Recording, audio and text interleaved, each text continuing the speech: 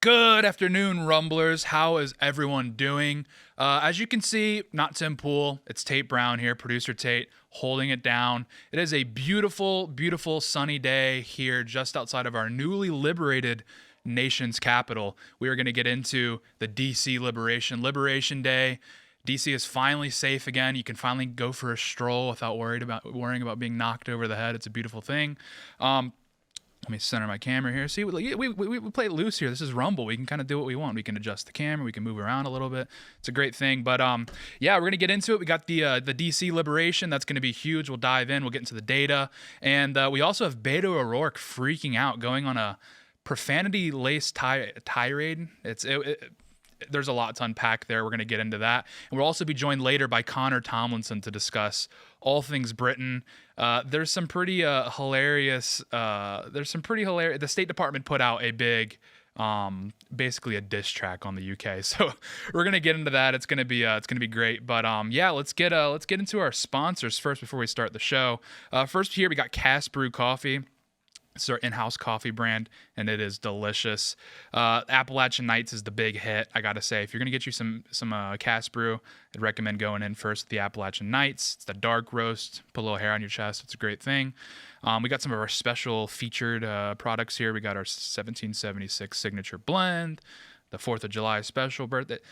It's wonderful. Go over there, get you some. And we also got Boonies HQ. We got some beautiful skateboards here. My favorite here is this uncancelable deck. I didn't know the lore behind this deck. I just saw it on the store. I was like, okay, that's an interesting board. It's a legacy skateboard brand had this logo for a long time. I think it's the independent brand, and yeah, the people said it was racist. They said it was this horrible thing, and so over the last 10 years, it's become kind of taboo. Well, I don't know if you saw who won the last election, but we're a little sick and tired of cancel culture. So Tim is taking back, the Boonies are taking back the board, taking back the logo. It's the uncancelable board. Head over to shop.boonies.com and get you a board. And I'm joined today by producer Serge. We're switching it up. We got Serge in the cut. So unfortunately, the camera's gone. We don't know what happened. We think maybe there was some sort of LA crackhead got into the studio. We don't know for sure what happened. So we don't have a camera. The camera's down, but you got to trust me that Serge is here. Let's get into the first story from the New York Times. Trump's show of force begins to take shape as Guard troops deploy in D.C. National Guard troops began to deploy in Washington on Tuesday evening as President Trump's plan to use the federal government to crack down on crime in the city started taking shape. About a dozen members of the National Guard appeared in 5 military vehicles near the Washington Monument as the sun set, a stark juxtaposition to the peaceful evening scene of people jogging by with headphones and walking their dogs. An Army official said the troops were continuing to gather at the D.C. Armory and were expected to deploy around national monuments and near a U.S. Park police facility in the Anacostia neighborhood of Southeast D.C. Mr. Trump on Monday, it's President Trump to you, New York Times, the paper of record. President Trump on Monday described the nation's capital in apocalyptic terms as a crime-infested wasteland, a description that ignores the extent to which crime has been falling in the city over the last 2 years. But it remains unclear whether the eventual show of force will match the president's rhetoric. Is this an op-ed? Like, this is reporting. This is reporting apparently in 2025, but they're like live, giving their take on everything Trump said. Like, what are we doing here? Quote: "We just did a presence patrol to be amongst the people, to be seen," Master Sergeant Corey Baroff said as he stood near a Humvee. That's so sick. I want to be quoted next to a Humvee at all times. That's so sick. Quote: "Of the people, for the people in D.C.," he added. He said he did not know where they would be headed next. And look at this picture. This picture is incredible. Like, the left is making it sound like, we're rolling in like Tiananmen Square style into DC. And then here you get these lovely tourists on their Segways just chopping it up with the National Guard. Because it's a beautiful thing. People want the National Guard to be there. Certainly the tourist. I mean, if you're going around on a Segway, you're an easy lick, right? Like, you're just a target on wheels. Like, I'm not, but if I were a delinquent, when I see a Segway, I see an opportunity, right? Like, that's an easy lick. So they're loving it. The Segway people are loving having the National Guard presence. Carolyn Leavitt, the White House press secretary, said Tuesday that the administration's campaign was just beginning. Quote, over the course of the next month, the Trump administration will relentlessly pursue and arrest every violent criminal in the district who breaks the law, undermines public safety, and endangers law-abiding Americans, she said. So the left's response is a little ridiculous, over the top. This is not a surprise. This is how they react to Trump in every which way. Right here we have Muriel Bowser, the mayor of Washington, and Pamela A. Smith, her police chief, met Tuesday morning with AG Pam Bondi and other administration officials. City officials emerged from the meeting saying that they were focused on how to make the most of the federal support. And Mrs. Bowser, which is a great name, said she wanted to make sure that the federal force was, quote, being well used in an all-out effort to drive down crime. Bondi went on X yesterday, and she was saying this was a productive meeting. They came to, they're on the same page, et cetera, et cetera. But then Mrs. Bowser took a bit of a different, here, we got it right here. But Mrs. Bowser struck a far more forceful tone by Tuesday night, calling Mr. Trump's actions a, quote, authoritarian push and I gotta say end quote, end quote, anyway, quote, intrusion on our autonomy, end quote. In a live town hall on social media, she denounced the frightening characterization of Washington that Mr. Trump had promoted, saying that seeing homeless encampments, quote, triggers something in him that has him believing that our beautiful city is dirty, which it is not, end quote. So you can just lie, I guess. I mean, you're allowed to lie. We have the First Amendment, right? There's free speech and whatever. We fought some wars for that. So, you're allowed to lie. But if you're, we do have eyeballs. We can walk around Washington, D.C. and see that it's, like, disgusting. This is great. Quote, we are not 700,000 scumbags and punks. We don't have neighborhoods that should be bulldozed. We have to be clear about our story, who we are, and what we want for our city. Actually, no, we need a lot of bulldozers, actually, for Washington, D.C. I'm not saying all 700,000 are scumbags and punks, but, a good chunk of it are. That's actually a fair categorization. Yeah, so they do this thing where they try to downplay. This is a classic leftist tactic where they downplay the crime. They emphasize like equality and tolerance above everything else, and it's at the expense of literally people's lives because people die all the time from violent crime. They're downplaying the crime. They keep doing this thing. It was up here when they were fact checking Trump. Where was it? Anyway, yeah. To the extent which crime has been falling in the city over the last 2 years. Well, they do this weird thing, right? So you have your 20-year homicide trend. It's actually it varies a bit. So they actually had some good years, 2010 through 2015 or 2014. It was in the low hundreds, even the high 80s. 2013 there was a terrorist attack, so that spiked the numbers a bit. But over the last 10 years, I mean, it's been like open season in D.C. I mean, it is out of control, the homicides. Last year was 187. 2023 was insane, 274. And the way that police reporting, so we had the story, we covered it a few times here on Timcast last week, there was a police commander in D.C. that was falsifying violent crime data. So he was effectively downplaying the data, the actual volume of violent crime in the city. The thing is, homicide you can't really cover up, right? You can cover up, violent crime, like you can cover up, burglary, assault, robbery. There's ways to make those go away if you're crunching numbers. Homicide you can't. That's just not how policing works. How data works. It's very hard. That's why you see the bait and switch instead is like swapping the race around on the offender. That happens all the time. But as far as making these numbers go away, it's very, very difficult for police departments to do that, or Homeland Security, whatever. Anyway, so you see here the homicide. It's actually pretty steady, high 100s, low 200s, and then obviously 2023 was insane. And then you go here, you look at 2023 to 2024. They're saying violent crime is down 35%. Okay, possibly because the homicide rate did go down, but this is 2025 as of August 13th, 2025. We already have 100 homicides in the city through 8 months, compared to last year's 113. So it's down 12%. Would you say it's a massive reduction? Well, that's because it's America. We're used to a lot of violent crime. But they're saying violent crime is down 26% total.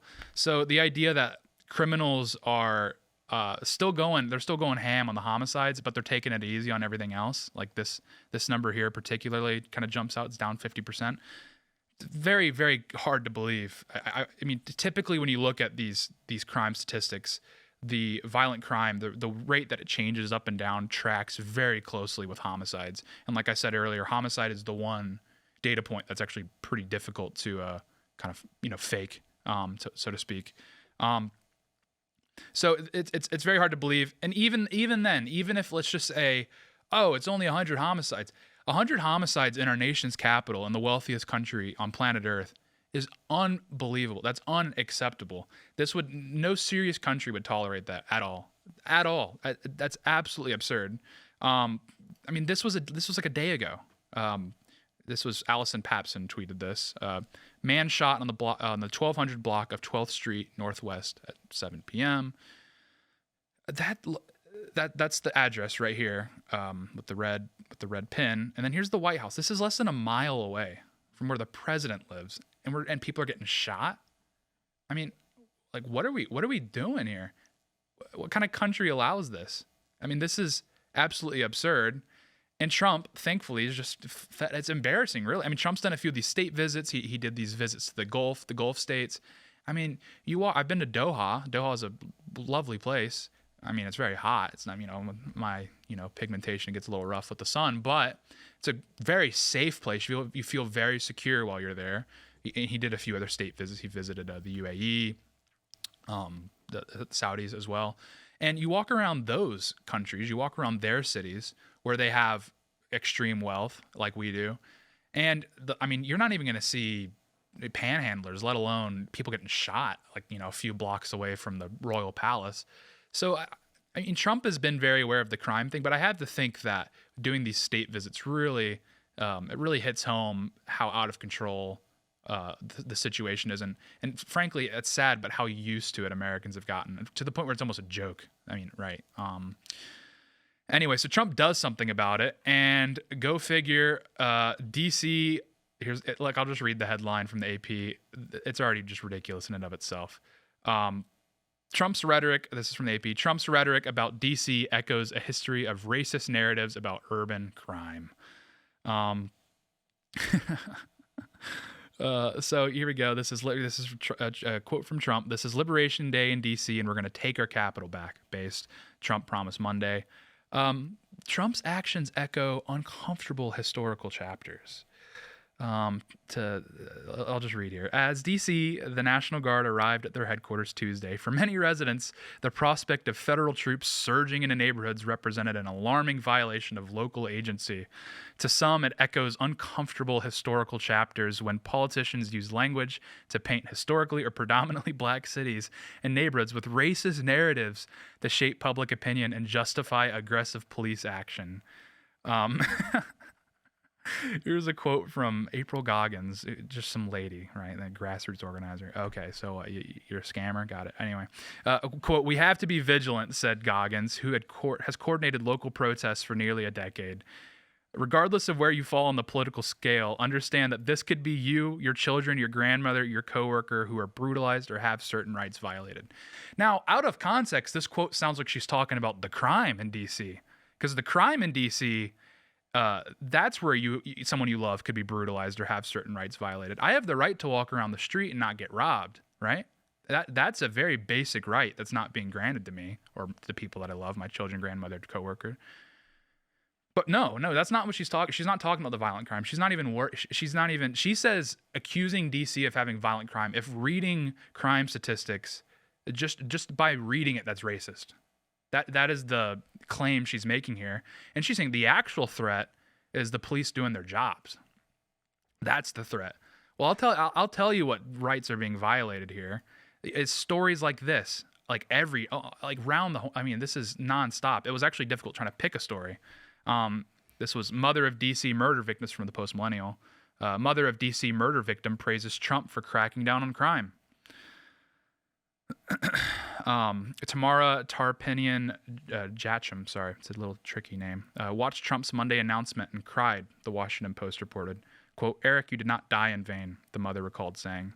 Her 21-year-old son, who was working as an intern for Rep. Ron Estes, was struck and killed by a stray bullet over the summer in downtown D.C. Quote, "If we would have known that the city was so dangerous, we wouldn't have let him go," she told the outlet. "He paid with his life." That's the rights being violated. That's why Trump is doing what he's doing. And enough. Enough. A 21-year-old going to work in the nation's capital, work for a representative, and he's got to worry about getting hit with a stray bullet in America. I mean, we're used to it. It's like the frog in the pot, where it's gotten so bad for so long, we're just used to it. No, this is ridiculous. These are the rights being violated as normal Americans that just want to peruse around their capital city. They can't. So, here's a quote from Melissa Velasquez, a commuter. "It's like a Band-Aid to a gunshot wound. I feel like because there's been an increase of racial profiling and stuff, and so it's concerning for individuals who are worried about how they might be perceived as they go about their day-to-day lives." Really? That's the problem in D.C.? The problem is how people might be perceived? I mean, are we serious right now? People are getting shot less than a mile away from the White House, and we're worried about perception, how the police might perceive you. No, sorry, we're not playing these games. Trump's done. American people are done. We're liberating the city. And honestly, I made the case on IRL, and I got some flack for it. I don't think Trump should stop at D.C. I mean, I think Bukele kind of set the tone of how you actually handle these cities that are out of control. Let's take a look at the rankings of cities by homicide rate. So you're seeing a lot of they're playing the hits here. You got Mexico, Ecuador, South Africa, Brazil, Jamaica. These are countries that are notoriously violent, terrifying. But I've been to South Africa, I've been to Mexico, I've been to Jamaica. Very terrifying countries. To be very careful where you go. Hades in the mix. So these are horrible places to live. I mean, I'm sure they're beautiful, I'm sure, but as far as being alive, for purposes of being alive, it's a pretty grim situation. 28th place, New Orleans. 30th, Memphis, my hometown. And we're in the mix with like Natal, Brazil, Chihuahua, Mexico. Actually, we're worse than these cities. Johannesburg, South Africa, which if you know anything about Johannesburg, it literally, I mean, Serge, I'm preaching to the choir with Serge right here. I mean, Johannesburg looks like Mad Max. I mean, it's ridiculous. There's entire skyscrapers that are just massive squatters camps. There's like fires everywhere, trash everywhere. You can't leave the house past like 8 because these people will set spike strips out in the road and carjack you. And it's safer than New Orleans and Memphis. Let that sink in for us. I mean, this is America. We went to the moon. I mean, what are we doing? I mean, this is not complicated. It is not hard to solve crime. Bukele has demonstrated that it's not rocket science. The police know what to do. Go talk to a police officer. They're going to tell you that the problem with their job is all the red tape. I mean, their hands are tied behind their backs. They know what to do. You go to the Memphis Police Department. You walk around the police station. You ask the guys there, if you were king for a day, how would you clean up the city? They'd say, really, just let us do our jobs. And the DA would actually charge these people. It's not complicated. This is embarrassing that Johannesburg is safer than Memphis and New Orleans, which are very beautiful cities. Completely unacceptable. And maybe we should take a look at a country with a comparable GDP, a comparable level of wealth per capita, Japan. Here's what Japan, if you miss the train, they're not dead, don't worry, they're sleeping. This is from Business Insider. The businessmen, if they miss their train, the last train there runs at noon, they just nod off in the street. It's not a big deal. I mean, they're just having a nap. And you can do that in Japan. You can just sleep out in the open. I mean, it's not great you missed your train. That sucks. But this is a country with a comparable level of wealth to us. I think America, the GDP per capita in America is probably higher than Japan, actually, matter of fact. And these dudes are just sleeping in the street. There's not any worry of being mugged. You want to do this in Memphis? I mean, make it 20 minutes and your kidneys will be missing. I mean, it's ridiculous. Your car can't even sleep in Memphis. It's on cinder blocks, and you're sitting in a drive-thru. You're like at a Long John Silver's, and by the time you get your food, you look down, your car's on cinder blocks. It's like a NASCAR pit stop. the way they swap everything out. I mean, it's totally out of control. And then you go over to Japan, and these dudes are just they're just napping. They're just having a great time. I mean, it sucks they work a lot, so they have to sleep in the street. That's not the point. That's neither here nor there.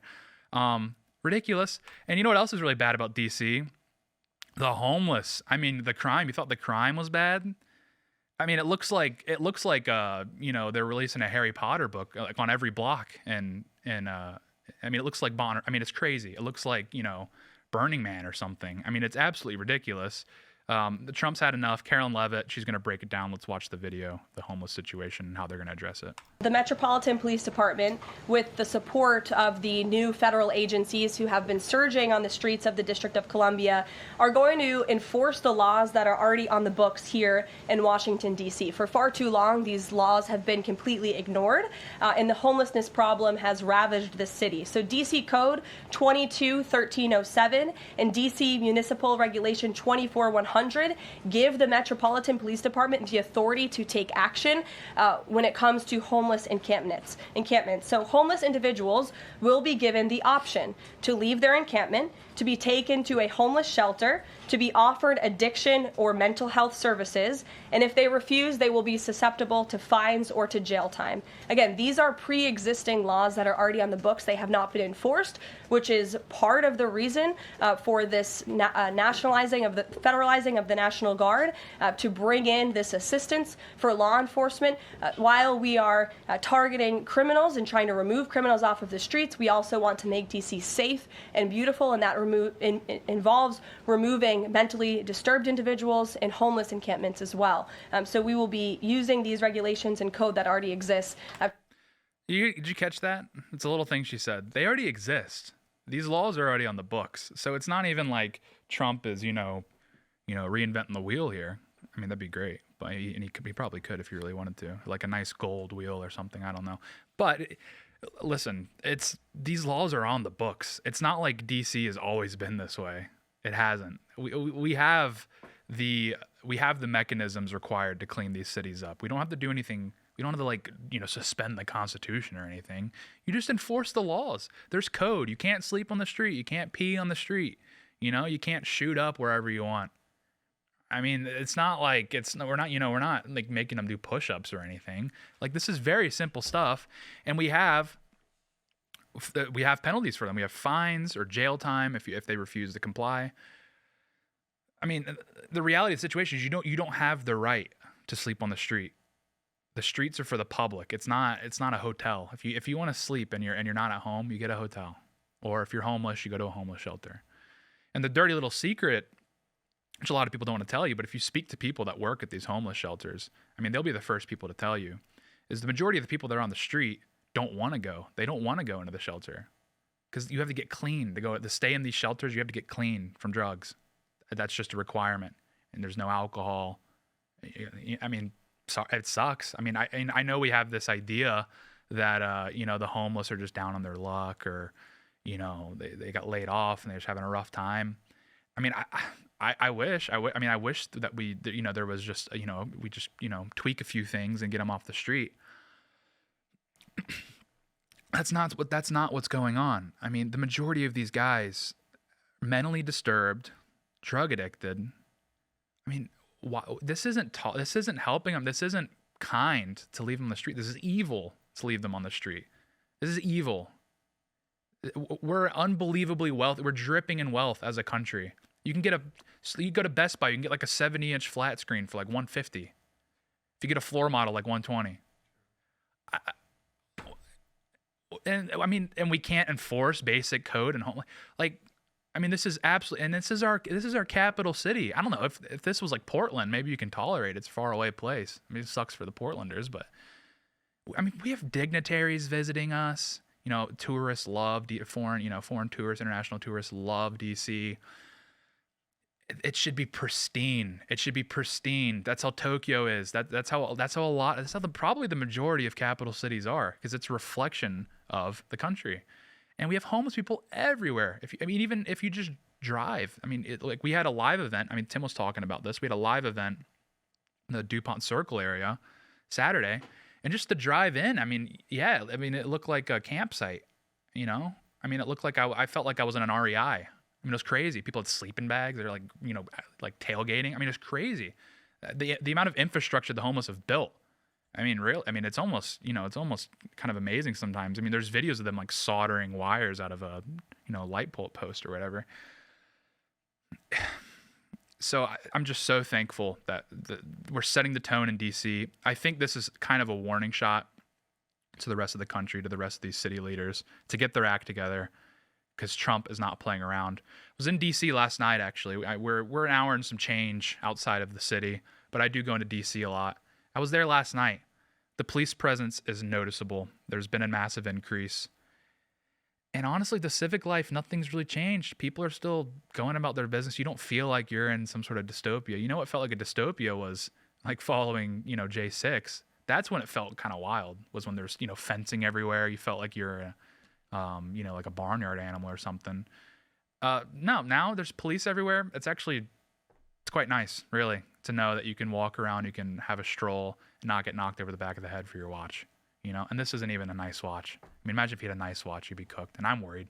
So, totally ridiculous. And, we're used to it. The left gets mad over these things. But Beto O'Rourke seems, he eats a lot of dirt, so he's fired up. He probably has some like weird bacteria in his body. He's kind of always been this way. He's a bit of a crash out merchant. Let's see what Beto has to say, right? That's what you're all wondering. It's the golden question. What does Beto have to say? Let's take a look. In a basketball game right now, if you'll excuse the metaphor, where the refs have left the arena and the other side is just clobbering the shit out of us, just punching us in the face, kicking us in the nuts, and we're kind of throwing our hands up and we're asking the crowd, the people of America, hey, do you see what's going on here? This is unfair. This isn't the rules that we agreed to play by. Well, who cares about the fucking rules right now? Punch back, kick back, dunk over their heads, and win some fucking power. Oh, no way, dude. The left is getting mad. They might start using the law to come after us. I think Beto should be if they think that this is like a massive, infraction, what the Trump administration is doing, they don't know what's coming. I mean, this is like just a friendly disagreement at a bar. What's going on right now? I don't think Beto and his cohort realize how angry the American people are. I had a whole lot prepared here on the state of our country. Here was just one thing that I caught. Nathan Haberstad actually sent this over to me to demonstrate how angry Americans are, and they just get used to this crap. Oracle layoffs. There's been talks here. Could be up to 10%. And then look, boom, 5 new Oracle jobs, H-1Bs. And these guys, these Beto guys, they don't understand why people are actually okay with Trump taking the fight to these freaks. Seriously. This is what Obama's library looks like. People have the right to be angry with how ugly America is getting, because this is the same city, Chicago. This is what it used to look like. This is what was taken. This was what was taken away, and this is what they're replacing it with. They're like a Gmod building. I mean, this is like disgusting to look at. Everything in this country is becoming disgusting to look at. So sorry, Beto. We have the right to be a little angry. I'll close with this tweet. This kind of sums up why I think people are so fed up, because this is the state of the average American, I think. I think this is great insight into the life of the average American. This is a tweet from this lady. She's a psychologist, Anyway, 5-year-old, what are those pills? Me. My birth control so I don't accidentally have more babies. 5-year-old, don't take those. Have 100 babies. 5-year-old, what are those other pills? Me. My focus medicine to help me work. 5-year-old, don't take those. Play with me. This is the state of adults in America.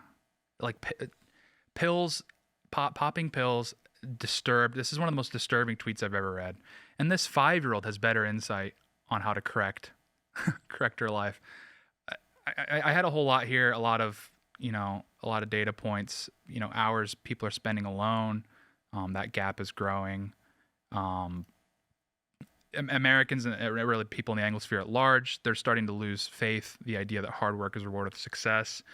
People are taking pills to like not think, and their 5-year-olds are begging them to play with them. I mean, things are getting bad. We're swirling the drain. So yeah, sorry, Beto. We're a little angry, and you should be very thankful that this is how our anger is being transmitted, right? You should be very happy that this is how power is being wielded, because it could get a whole lot worse. Like I said, this is just a friendly little bar fight. So anyway, we're gonna wrap up that segment here. We'll be back. It's for Timcast IRL at 8 p.m. Thank you for hanging out.